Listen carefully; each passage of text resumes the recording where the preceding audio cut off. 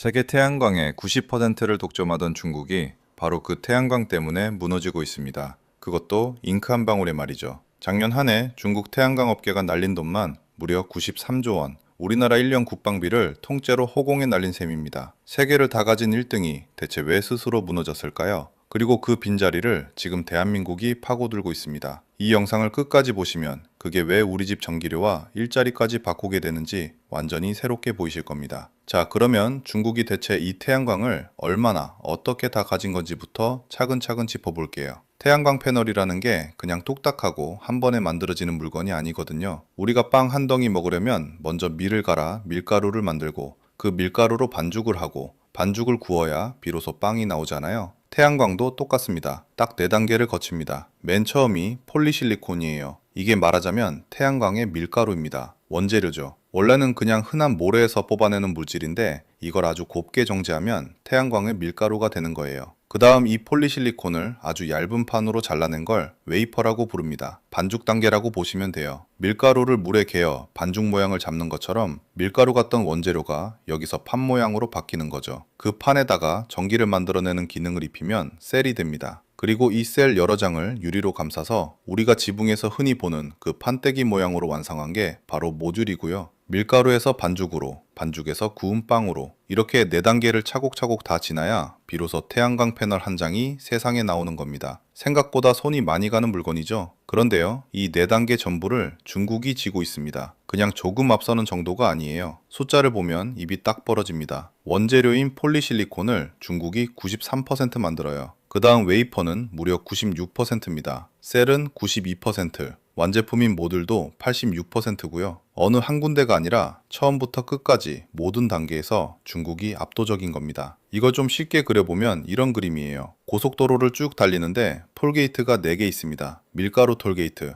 반죽 톨게이트, 셀 톨게이트, 그리고 완제품 톨게이트. 그런데 그 4개의 톨게이트를 전부 중국이 세워놨어요. 태양광을 만들려면 이 길을 반드시 지나가야 하는데 첫 번째 톨게이트도 중국, 두 번째도 중국, 세 번째, 네 번째도 전부 중국인 겁니다. 지나갈 때마다 통행료를 중국한테 내야 하는 셈이죠. 원재료부터 완제품까지 모든 길목에 중국이 딱 자리를 잡고 앉은 거예요. 어느 나라가 아무리 태양광을 만들고 싶어도 중국이라는 톨게이트를 거치지 않고는 사실상 한 발짝도 움직일 수가 없는 구조가 돼버린 겁니다. 참 무섭죠? 규모는 또 얼마나 어마어마한지 아세요? 재작년 말 기준으로 중국이 만들 수 있는 폴리실리콘, 그러니까 그 밀가루 생산 능력이 한 해에 360만 톤은 넘습니다. 톤이라는 단위가 워낙 크다 보니 이것도 감이 잘 안 오시죠? 대형 트럭에 가득 실어도 셀 사수 없이 많은 양이에요. 그리고 셀과 모듈은 각각 연간 1000기가와트를 넘겨요. 이 기가와트라는 단위도 낯설으실 텐데 쉽게 말하면 이렇습니다. 웬만한 원자력 발전소 1기가 대략 1기가와트 정도를 냅니다. 그러니까 중국 혼자서 원자력 발전소 1000기를 돌려야 나올 만큼의 태양광을 뚝딱 만들어낼 능력을 가졌다는 얘기예요. 나라 하나가 아니라 지구 몇 개를 먹여 살릴 물량이죠. 정말 상상하기가 힘들 정도입니다. 그럼 대체 중국은 이걸 어떻게 다 가진 걸까요? 3가지가 맞물렸습니다. 첫째, 전기가 쌌어요. 태양광 원재료를 만들려면 그 밀가루를 뽑는 과정에서 어마어마한 전기가 들어가는데 중국은 이 전기값이 다른 나라보다 훨씬 저렴했거든요. 전기를 물 쓰듯 써도 원가가 얼마 안 나오니 애초에 출발선부터 유리했던 거죠. 둘째, 정부가 돈을 퍼부었습니다. 기업이 공장을 짓고 물건을 만드는데 막대한 보조금을 안겨줬어요.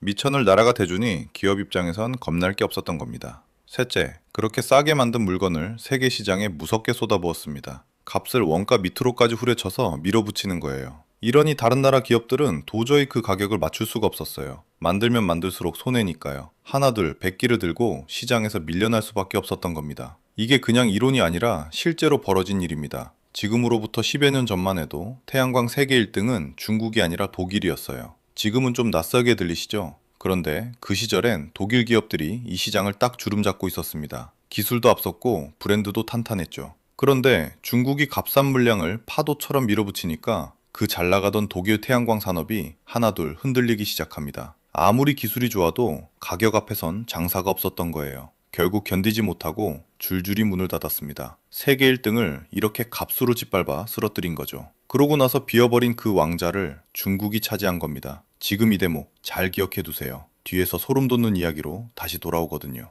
이렇게 되니까 전 세계가 어느 순간부터 이걸 당연하게 받아들이게 됩니다. 태양광 하면 곧 메이드 인 차이나, 중국산이 기본이 돼버린 거예요. 마치 온 나베를 뒤집으면 중국산이 흔한 것처럼 태양광도 그렇게 돼버린 거죠. 실제로 지금 전 세계 지붕 위에 올라가 있는 태양광 패널 10장을 세보면 그중 6장쯤이 중국산입니다. 우리가 시골길 가다 보는 저 논밭 옆 번쩍이는 판때기들, 그 대부분이 중국 손을 거쳐 나온 물건이라는 뜻이에요. 이쯤 되면 이건 그냥 산업 하나를 장악한 정도가 아닙니다. 태양이라는 이름의 제국을 아예 통째로 세운 거나 마찬가지예요. 여기까지 들으시면 좀 아찔하지 않으세요? 한 나라가 이렇게까지 한 산업을 통째로 틀어쥐어도 되나 싶은 거죠. 태양광이라는 게 앞으로 우리 전기를 책임질 중요한 물건인데 그 열쇠를 죄다 한 나라가 쥐고 있다면 나머지 나라들은 언제까지 눈치를 봐야 하는 걸까요? 은근히 불안해지는 대목입니다. 그런데 말이죠. 바로 여기서부터가 진짜 얄궂은 이야기의 시작이에요.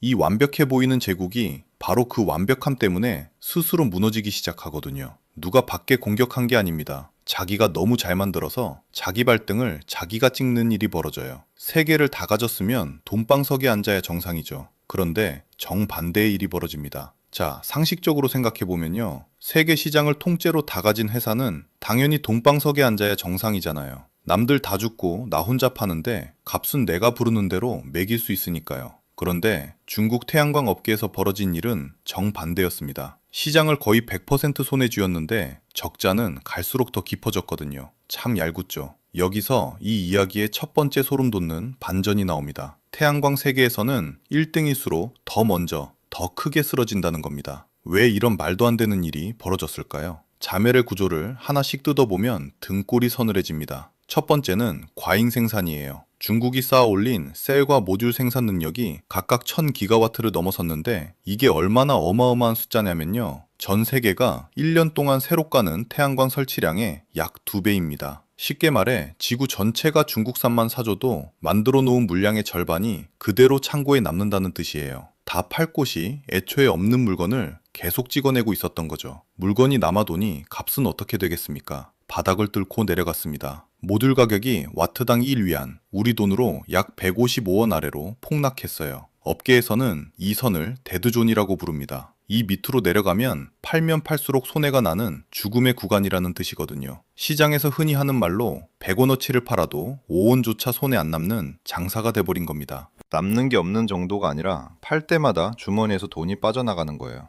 원재료 쪽은 더 심했습니다. 태양광을 밀가루라고 할 수 있는 폴리실리콘 값이 고점 대비 70% 넘게 무너졌어요. 잘 나가던 시절 값의 3분의 1 토막도 안 되게 주저앉은 거죠. 만들어서 내다 파는 게 아니라 만드는 순간 손해가 확정되는 이상한 장사가 된 겁니다. 그럼 여기서 이런 생각이 드실 거예요. 팔수록 손해면 공장을 그냥 멈추면 되지 않냐고요. 저도 처음엔 그렇게 생각했거든요. 그런데 바로 이 지점이 세 번째, 제일 무서운 함정입니다. 공장이라는 게 한번 크게 지어 놓으면 세워둬도 돈이 나가요. 설비 유지비에 인건비에 대출 이자까지. 멈춰 있어도 세워나가는 고정비가 어마어마하거든요. 그러니 계산기를 두드려보면 적자를 보면서라도 계속 돌리는 게 아예 세워두는 것보다 손실이 덜한 겁니다. 참 기가 막힌 상황이죠. 손해인 줄 뻔히 알면서 멈출 수도 없는 거예요. 그리고 여기엔 또 하나의 함정이 숨어 있습니다. 옆집이 멈추기 전에 내가 먼저 멈추면 내 자리를 뺏기니까 다들 이를 악물고 버티는 거죠. 그러니 아무도 먼저 손을 못 대고 다 같이 밑으로 끌려 내려갑니다. 딱 밑 빠진 독에 물 붓기예요. 부으면 새는 걸 알면서도 물 대는 걸 멈추면 독이 더 빨리 마르니까 계속 붓는 겁니다. 이 세 가지가 맞물린 결과가 얼마나 처참했는지 숫자로 보여드릴게요. 2024년 한 해 동안 중국 태양광 업계가 날린 손실이 약 93조 원입니다. 감이 잘 안 오시죠? 이게 우리나라 1년 국방비를 통째로 허공에 태운 규모예요. 우리 월급으로 치면요. 월급 300만 원 받는 직장인이 무려 300만 명 넘게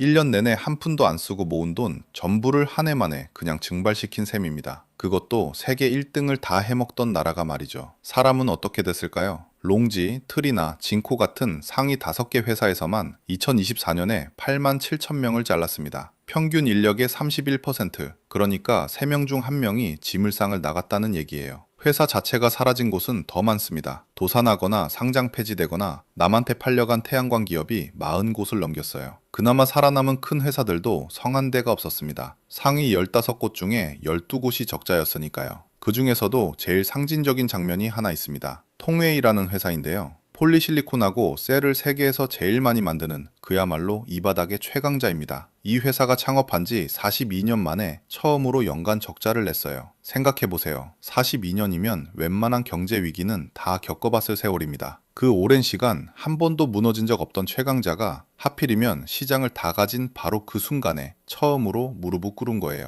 순손실만 약 1조 3천억 원이었어요. 업계 1등이 이 정도인데 나머지는 오죽했겠습니까? 여기까지 보면 딱 자업자득이라는 말이 절로 떠오르시죠? 사태가 얼마나 심각했는지는 중국 정부가 직접 나섰다는 데서도 드러납니다. 원래 중국은 태양광이라면 물량으로 밀어붙이라고 등을 떠밀던 나라였어요. 그런데 이제는 중앙정부가 나서서 제발 그만 좀 만들라며 출혈 경쟁을 눌러야 하는 지경이 된 겁니다. 자기들끼리 살을 깎아먹는 이 진흙탕 싸움을 정부가 직접 뜯어말리기 시작한 거죠. 급기야 2026년에는 그 무섭게 커지던 중국의 새 태양광 설치량마저 7년 만에 처음으로 줄어들 거라는 전망이 나왔습니다. 7년을 내리 달려오던 폭주 기관차가 드디어 브레이크를 밟기 시작한 셈이에요. 세계를 다 집어삼킬 듯 커지던 중국 태양광이 이제 자기 몸집에 스스로 짓눌려 뒷걸음질을 치는 겁니다. 이쯤 되면 남이 무너뜨린 게 아니라 정말 스스로 무너졌다는 말이 딱 맞죠. 자, 여기까지만 들어도 충분히 놀라운데요. 그런데 진짜 소름 돋는 건 따로 있습니다. 이게 바로 10여 년 전에 중국이 남한테 저질렀던 짓과 소름 끼칠 만큼 똑같다는 겁니다. 시간을 조금만 되감아 볼게요.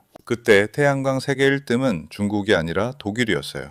지금이야 태양광 하면 다들 중국을 떠올리지만 원래 이 산업을 처음 일으켜 세운 건 독일의 기술력이었거든요. 큐셀 같은 독일 회사들이 세계 시장을 앞서 이끌던 시절이 분명히 있었습니다. 그런데 중국이 어떻게 했습니까? 값싼 전기와 정부 보조금을 등에 업고 물량을 미친 듯이 쏟아부었어요. 팔면 손해보는 값에 태양광은 시장에 마구 뿌려댔습니다. 값으로 밀어붙이니 기술 좋은 독일 기업들도 당해낼 재간이 없었죠. 그렇게 앞선 기업들을 하나씩 값으로 짓밟아 무너뜨리고 그 왕자를 통째로 빼앗아 온 겁니다. 유럽의 폴리실리콘 모듈 업체들이 중국발 가격 폭탄에 줄줄이 공장 문을 닫았어요. 이걸 치킨 게임이라고 하죠. 마주보고 달리는 자동차처럼 먼저 겁먹고 핸들 꺾는 쪽이 지는 겁니다. 끝까지 안 꺾고 버티는 쪽이 이기는 서로 파멸을 걸고 하는 위험한 게임이에요. 중국은 이 게임에서 남의 살을 깎아가며 끝까지 버텨 이겼습니다. 그렇게 세계를 다 손에 넣었죠. 그런데 정작 왕자에 앉고 보니 문제가 생겼어요. 이제 마주 달려올 상대가 아무도 안 남은 겁니다. 다 죽여버렸으니까요. 그래서 어떻게 됐느냐? 자기들끼리 자기가 자기 살을 깎기 시작한 거예요. 남을 죽이려고 시퍼렇게 갈아온 그 칼끝이 이제 겨눌 상대가 없어지니 방향을 돌려 자기 자신을 향하게 된 거죠. 남을 짓밟던 그 방식 그대로 이번엔 자기가 짓밟히는 겁니다. 세상에 이렇게까지 앞뒤가 딱 맞는 인과가 또 있을까 싶어요. 참 얄궂고 그래서 더 무섭습니다. 무너지는 제국의 빈자리, 바로 여기를 한국이 손톱만한 잉크 한 방울로 파고듭니다. 자, 그러면 이 잉크 한 방울이 대체 뭐길래 세계 1등을 흔든다는 건지 지금부터 제대로 파헤쳐 볼게요. 그런데 그걸 이해하려면 먼저 지금까지 우리가 쓰던 태양광이 어떻게 만들어지는지부터 알아야 합니다. 우리가 지붕에서 흔히 보는 그 파란 실리콘 패널, 이게 사실 출발점은 그냥 모래예요. 바닷가에 널린 그 규소 모래를 가져다가 무려 1400에서 1500도가 넘는 어마어마한 용광로에 집어넣고 펄펄 녹입니다. 그렇게 녹이고 굳히고 아주 순수하게 정제하는 과정을 몇 번씩 거쳐야 비로소 태양광 원료가 나오는 거죠. 쇳물 뽑는 제철소를 떠올리시면 딱 맞아요. 시뻘겋게 달아오른 용광로, 그 앞에 엄청난 열기 말입니다. 여기서 눈치채신 분 계실 겁니다. 이걸 만들려면 뭐가 필요하겠어요? 어마어마한 전기, 그리고 그 전기를 뽑아내 거대한 설비죠. 그 뜨거운 용광로를 밤낮 없이 돌리려면 전기요금만 해도 상상을 초월합니다. 바로 이 지점이 중국이 그렇게 강했던 이유입니다. 값싼 전기를 물처럼 쓸 수 있고 공장을 산더미처럼 지어놓은 나라. 모래를 녹여서 태양광을 만드는 이 게임에선 전기 싸고 설비 큰 놈이 무조건 이기게 돼 있었거든요. 우리나라나 독일 같은 데가 아무리 기술이 좋아도 전기값 싸움에서부터 밀리니 당해낼 재간이 없었던 겁니다. 그러니 중국이 그 길목마다 톨게이트를 다 세울 수 있었던 거죠. 그런데 페로브스카이트는 이 판을 통째로 뒤집어 버립니다. 이건 용광로가 필요 없어요. 150도, 그러니까 집에 있는 오븐 정도 온도, 그보다도 낮은 온도에서 만들어집니다. 앞서 실리콘은 1500도 가까이 끓여야 했잖아요. 그 10분의 1 수준이면 되는 겁니다. 재료를 액체로, 그러니까 잉크처럼 녹여서 그걸 얇게 바르거나 그냥 쫙 인쇄해버리는 거예요. 신문을 찍어내듯이 말이죠. 그래서 제가 자꾸 잉크 한 방울이라고 부르는 겁니다. 한번 그림을 그려보세요. 한쪽엔 시뻘겋게 달아오른 거대한 용광로가 있고 다른 한쪽엔 책상 위에 놓인 조그만 프린터가 있어요. 지금까지의 태양광이 용광로였다면 페로브스카이트는 그 프린터입니다. 모래를 녹이던 산업이 잉크로 인쇄하는 산업으로 바뀌는 거예요. 쇳물 뽑던 자리에 프린터가 들어선다니 말만 들어도 좀 신기하지 않으세요? 이게 그냥 기술 하나 좋아졌다는 얘기가 아닙니다. 게임의 규칙 자체가 바뀌는 겁니다. 생각해보세요. 값싼 전기가 무기였는데 애초에 그 뜨거운 전기를 안 쓰면요. 거대한 설비가 무기였는데 프린터로 찍어내면 그 큰 공장이 다 무슨 소용입니까? 중국이 손에 쥐고 있던 무기들이 하나씩 힘을 잃는 겁니다. 게다가 이 페로브스카이트는 히토리라는 걸 거의 안 써요. 중국이 요즘 다른 나라 목줄을 쥐겠다고 꺼내드는 카드가 바로 히토리 아닙니까? 그런데 그 카드조차 여기선 안 통한다는 얘기예요. 여기까지만 들으면 그냥 값싸게 만드는 기술인가 싶으시죠? 그런데 핵심은 값이 아니에요. 이게 실리콘이 못 넘던 벽까지 넘어선다는 겁니다. 태양광에는 효율이라는 게 있습니다. 쉽게 말해 햇빛을 받아서 몇 퍼센트나 전기로 바꾸느냐 이거죠. 그런데 지금까지 쓰던 실리콘 태양광은 아무리 잘 만들어도 넘을 수 없는 천장이 있어요. 물리적으로 이론상 한계가 약 33.7%입니다. 그리고 실제 세계 최고 기록이 벌써 약 26.8%까지 왔어요. 천장에 거의 손이 닿은 겁니다. 여기서 더 짜내려고 아무리 용을 써도 실리콘 하나만으로는 그 유리 천장을 뚫을 수가 없어요. 그런데 페로브스카이트를 실리콘 위에 한 겹 살짝 얹으면 어떻게 될까요? 이걸 텐덤이라고 부릅니다. 원리는 의외로 간단해요. 햇빛에는 우리 눈에 안 보이는 여러 종류의 빛이 섞여 있는데 실리콘은 그중 일부만 붙잡고 나머지는 그냥 흘려보냅니다. 바로 그 놓치던 빛을 위에 얹은 페로브스카이트가 한 번 더 주워 담는 거예요. 한 놈이 놓친 걸 다른 놈이 받아챙기니 당연히 더 많이 뽑아내겠죠. 그러니까 실리콘은 유리 천장에 닿았고 텐덤은 바로 그 위에 한 층을 더 올리는 겁니다. 이 텐덤 구조의 이론상 한계가 약 43%예요. 실리콘 혼자서는 죽었다 깨어나도 못 넘던 물리적 벽을 이 방식으로는 훌쩍 넘어서는 겁니다. 천장인 줄 알았던 곳이 알고 보니 바닥이었던 셈이죠. 자, 여기까지 들으시면 이거 완전 만능 아니냐? 그럼 왜 진작 안 썼냐? 이런 생각 드실 겁니다. 정직하게 말씀드릴게요. 이 기술에도 치명적인 약점이 하나 있습니다. 바로 수명이에요.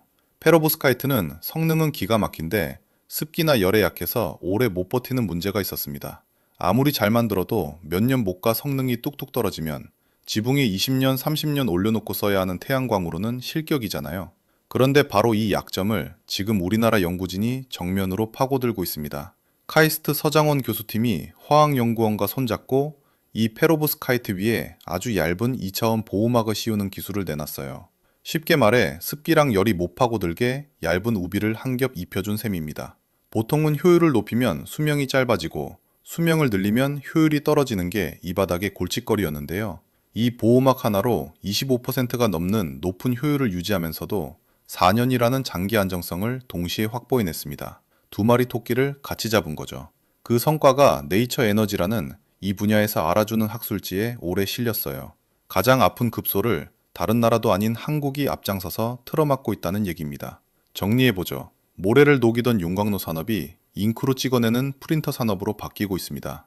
그러면서 중국이 쥐고 있던 값싼 전기, 거대 설비, 히토리라는 무기가 하나씩 무력화되고 실리콘이 못 넘던 천장까지 뚫리고 있어요. 게다가 가장 약점이던 수명 문제도 한국 연구진이 파고들고 있고요. 그런데 말입니다. 기술이 좋다고 그게 다가 아니죠. 아무리 실험실에서 신기록을 세워도 그걸 팔 수 있는 물건으로 만들어내지 못하면 그냥 논문 한 장으로 끝나는 겁니다. 진짜 승부는 연구실이 아니라 공장에서 납니다. 그렇다면 그 공장의 벽을 세계에서 가장 먼저 넘어선 나라는 과연 어디였을까요? 자, 그럼 여기서 이런 의문이 드실 겁니다. 한국이 좀 앞선다는 건 알겠는데 그거 그냥 대학교 실험실에서 연구 좀 잘한 수준 아니냐? 진짜로 세계 최초라고 할 만한 게 있느냐?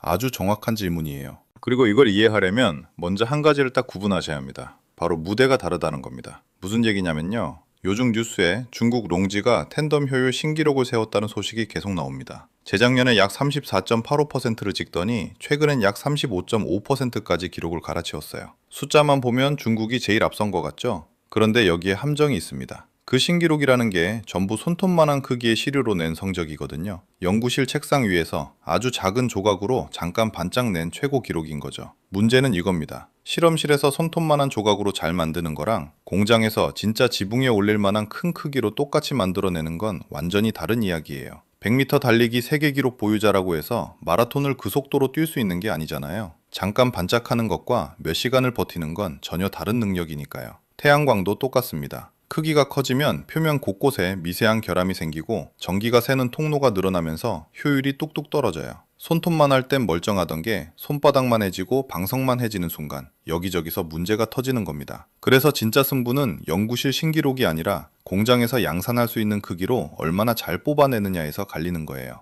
여기서부터가 진짜 실력 싸움인 거죠. 바로 그 벽을 세계에서 제일 먼저 넘은 게 한국의 한화큐셀입니다. 한화큐셀은 실제 공장에서 대량으로 찍어낼 수 있는 대면적 텐덤에서 약 28.6% 효율을 냈어요. 그리고 이걸 자기 입으로 자랑한 게 아니라 태양광 인증으로는 세계에서 제일 깐깐하다는 독일 프라운호퍼 연구소가 직접 확인해줬습니다. 이게 세계 최초예요. 연구실 신기록은 중국이 가졌을지 몰라도 공장에서 진짜 만들 수 있는 크기로 세계 최초 인증을 받은 건 한국이라는 겁니다. 무대가 다르다는 게 바로 이 얘기입니다. 여기서 한 걸음 더 나갑니다. 효율 인증만으로는 아직 반쪽이에요. 진짜 중요한 건 그 다음입니다. 한화큐셀의 텐덤 모듈이 지상에 까는 태양광이 통과해야 하는 국제 표준 시험을 세계 최초로 통과했거든요. 이 시험이 아주 지독합니다. 영하로 얼렸다가 뜨겁게 굽고 습기로 찌고 자외선으로 지지고 온갖 방법으로 몇 년을 버틸 수 있나 학대하듯이 괴롭히는 겁니다. 이걸 왜 통과해야 하냐면요. 이 도장을 받아야 비로소 은행이 돈을 빌려주는 제품이 되기 때문입니다. 무슨 소리냐면 수백억짜리 대형 태양광 발전소를 지으려면 은행 대출을 받아야 하잖아요. 그때 은행이 물어봅니다. 이 패널 20년, 30년 멀쩡히 돌아간다는 보증이 있냐? 그 보증이 바로 이 국제표준 통과예요.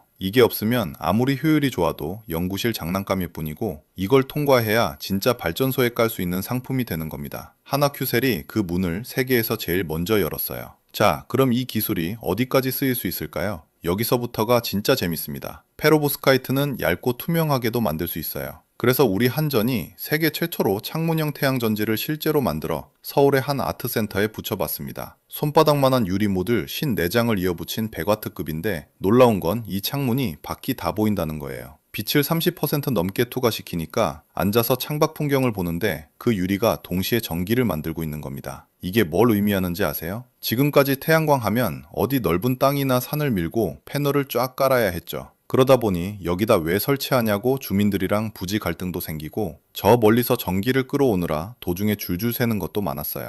그런데 건물의 창문과 벽이 그대로 발전소가 되면 얘기가 완전히 달라집니다. 도심 한복판, 빌딩 유리창이 다 전기를 만드니 굳이 땅을 밀 일도 없고 만든 전기를 쓰는 자리에서 바로 쓰니 멀리 나를 필요도 없어지는 거죠. 커다란 발전소 한 곳에 몰빵하던 구조가 건물 하나하나가 작은 발전소가 되는 구조로 바뀌는 겁니다. 창문이 곧 발전소가 되는 거예요. 여기서 끝이 아닙니다. 이 기술이 이제 하늘로, 우주로 올라갑니다. 한화 시스템에서 갈라져 나온 플렉스헬 스페이스라는 회사는 인공위성에 붙일 얇은 텐덤 전지를 만들고 있어요. 우주에서는 무게가 곧 돈이거든요. 1kg 더 실으려면 어마어마한 발사 비용이 드니까 종이장처럼 얇고 가벼운 페로브스카이트가 딱 맞는 겁니다. 게다가 한화큐셀의 텐덤 전지는 미국 항공우주국과 연결된 달 착륙선 프로젝트에도 실려서 2026년 6월에 아예 우주에서 직접 검증하는 단계까지 갔습니다. 우리 창문에 붙던 기술이 달까지 날아가고 있는 거예요. 그럼 이게 다 실험이고 자랑일 뿐이냐? 아니요, 돈으로도 확인이 됩니다. 얼마 전까지 수천억 적자에 허덕이던 한화솔루션이 2026년 첫 석 달 만에 흑자로 돌아섰어요. 영업이익이 약 926억 원, 1년 전과 비교하면 약 205%나 뛴 겁니다. 게다가 미국 조지아주 카터스빌에 지은 공장에서 태양전지 양산까지 시작하면서 원재료 덩어리부터 완제품 모듈까지 한 곳에서 다 만드는 체제를 완성했어요. 기술만 앞선 게 아니라 그걸 돈으로 바꾸는 실력까지 갖췄다는 뜻입니다. 남의 나라 얘기가 아니라 우리 기업 통장에 실제로 찍힌 숫자예요. 그리고 여기엔 세계 흐름이 우리 편을 들어주는 대목도 있습니다. 요즘 미국과 유럽이 뭘 하고 있냐면요. 태양광을 비롯한 핵심 산업에서 중국산을 슬슬 걷어내고 믿을만한 오방공 물건으로 갈아타려는 움직임을 보이고 있어요. 그동안 값싸다고 중국에 다 맡겼다가 목줄을 잡히는 게 얼마나 위험한지 뼈저리게 느낀 겁니다. 바로 이 대목에서 한국이 눈에 확 들어오는 거예요. 기술도 세계 최초로 인증받았겠다. 미국 현지에 원재료부터 완제품까지 한 번에 만드는 공장까지 갖췄겠다. 중국을 대신할 믿을 수 있는 공급처를 찾는 그들 눈에 딱 맞는 상대가 바로 우리인 거죠. 남들이 중국을 밀어내는 그 빈자리에 우리가 준비된 채로 서 있는 셈입니다. 기술과 세계 정세, 이 두 바람이 지금 한꺼번에 우리 등을 밀어주고 있는 거예요. 한번 정리해 볼까요? 용광로 대신 잉크로 게임의 규칙을 바꿨고, 공장에서 만들 수 있는 크기로 세계 최초 인증을 받았고, 은행이 돈 빌려주는 제품이 됐고, 창문과 우주까지 뻗어나갔고, 통장엔 흑자가 찍혔습니다. 이 정도면 국뽕이 아니라 그냥 팩트로 자부심을 가질만 하잖아요. 중국이 다 가졌던 판에서 우리가 남들 못 넘은 벽들을 세계 최초로 하나씩 넘어버린 겁니다. 자, 여기까지만 보면 완벽한 해피엔딩이죠. 우리가 게임의 규칙을 바꿨고 세계 최초의 벽까지 넘었으니까요. 여기서 영상을 끝내면 얼마나 속이 시원하겠어요. 그런데 저는 여기서 박수만 칠 수가 없습니다. 아니, 박수를 치더라도 정신은 바짝 차려야 한다고 봐요. 왜냐하면 정작 우리 지붕 위는 이미 중국에 점령당했거든요. 기술 경쟁에서 이겼다는 소식에 취해 있는 사이 시장에서는 정반대의 일이 벌어지고 있었던 겁니다. 숫자 하나만 보시죠. 지난 2019년만 해도 우리나라에 깔리는 태양광 모듈 10장 중 8장이 국산이었습니다. 국산 비중이 약 78%였어요. 그야말로 우리 땅에는 우리가 만든 패널이 올라가는 게 당연하던 시절이었죠. 그런데 이게 2024년에는 약 41%로 딱 반토막이 났습니다. 5년 만에 말이죠. 반대로 그 빈자리를 중국산이 채웠어요. 같은 기간 중국산 비중은 약 22%에서 약 58%로 껑충 뛰었습니다. 완전히 자리가 뒤바뀐 거겁니다. 우리 안방 살림이 5년 사이에 통째로 주인이 바뀐 셈이에요. 더 놀라운 건 2024년에 우리가 수입한 태양광 모듈 가운데 98%가 중국산이었다는 사실입니다. 사실상 한 나라에서 다 사왔다는 얘기예요. 지금 우리 지붕 위에 새로 올라가는 패널 10장 중 6장이 중국산이라는 뜻입니다. 기술은 우리가 열었는데 정작 안방은 남이 차지하고 있는 셈이죠. 이게 왜 문제냐? 전기를 만드는 발전 설비를 통째로 한 나라에 의존한다는 건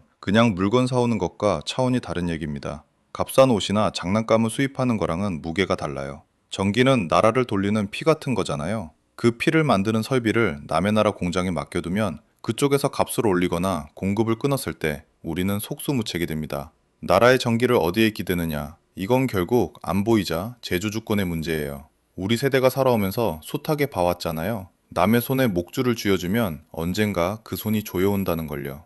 여기에 중국의 반격도 만만치 않습니다. 올해 초 중국이 우리나라와 미국산 폴리실리콘에 물리던 반덤핑 관세를 다시 5년 연장했어요. 최고 세율이 약 113%까지 붙는다고 하니 언뜻 보면 폭탄 같죠? 뉴스 제목만 보면 우리 태양광이 다 죽게 생긴 것처럼 보이기도 하고요. 그런데 자세히 뜯어보면 이건 특정 업체만 노린 조준 사격입니다. 우리 태양광 전체에 떨어진 폭탄이 아니라 몇몇 회사만 콕 집어 겨눈 저격인 거예요. 정작 우리 핵심 기업들은 이 폭탄을 비켜갔어요. OCI는 4.4%, 하나솔루션은 8.9%로 세율이 낮거든요. 그러니 이 숫자만 보고 겁먹을 필요는 없습니다. 다만 방심은 금물이에요. 중국이 감산으로 다시 체력을 회복하면서 이 텐덤 기술에도 벌써 대규모 투자를 쏟아붓고 있으니까요. 스스로 무너졌다고 완전히 끝난 게 아니라는 얘기죠. 우리가 손 놓고 있으면 이 판마저 다시 뺏길 수 있습니다. 그리고 이 기술이 우리만의 독주도 아닙니다. 영국의 옥스포드 PV라는 회사는 이미 2024년에 상업용 텐덤 모듈을 미국에 실어보냈어요. 효율도 약 24.5%로 상당합니다. 우리 하나가 공장에서 만들 수 있는 크기로 세계 최초 인증을 받았다면 옥스포드는 실제로 팔아서 내보낸 게 세계 최초인 거죠. 둘이 각자 다른 결승선을 먼저 끄는 셈이에요. 그러니까 이미 양산과 상업화를 놓고 세계가 나란히 달리기 시작했다는 얘기입니다. 우리가 저 앞에서 혼자 여유 부릴 상황이 아니라는 거죠. 그래도 다행인 건 업계에서는 우리 기술이 앞선 정도를 약 2년 정도로 봅니다. 딱 2년. 이게 우리에게 주어진 골든타임이에요. 2년을 벌어놨으니 이 시간을 어떻게 쓰느냐가 전부입니다. 숙제도 정직하게 말씀드려야죠. 본격적인 양산은 2027년, 완전한 상업화는 2030년을 목표로 하고 있습니다. 아직 갈 길이 남았어요. 세계 최초 인증을 받았다고 당장 내일부터 온 나라 지붕에 우리 텐덤이 깔리는 건 아니라는 거죠. 무엇보다 페로브스카이트의 최대 약점인 수명, 이 내구성 문제는 하나조차도 아직 검증 중이라고 솔직히 인정하고 있습니다.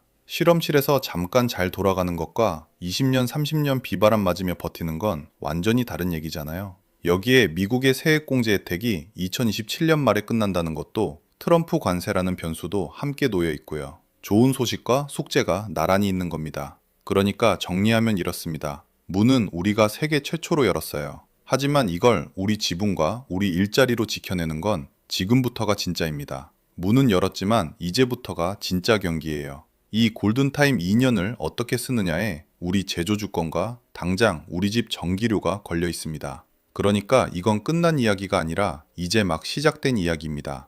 오늘 우리가 따라온 길을 마지막으로 되짚어 볼까요? 세계를 다 가졌던 중국이 너무 잘 만든 나머지 스스로 무너졌습니다. 그리고 한국은 뜨거운 용광로 대신 잉크 한 방울로 게임의 규칙 자체를 바꿔 세계 최초라는 벽들을 하나씩 넘어섰죠. 하지만 우리 지붕의 6해달은 이미 중국산이고 진짜 승부는 남은 2년의 골든타임에 달려 있습니다. 태양광 패널 한 장이 그냥 유리판이 아니라는 것. 그게 우리 집 전기료로, 우리 아이들 일자리로, 그리고 나라의 제조 주권으로 고스란히 이어진다는 것. 이거 하나만 기억해 주시면 좋겠습니다. 우리가 세계 최초로 문을 열었으니 이제 그 문 안쪽을 우리 것으로 채우는 일만 남은 거예요. 댓글로 여러분의 생각을 남겨주십시오. 구독과 좋아요는 다음 이야기를 만드는 큰 힘이 됩니다. 감사합니다.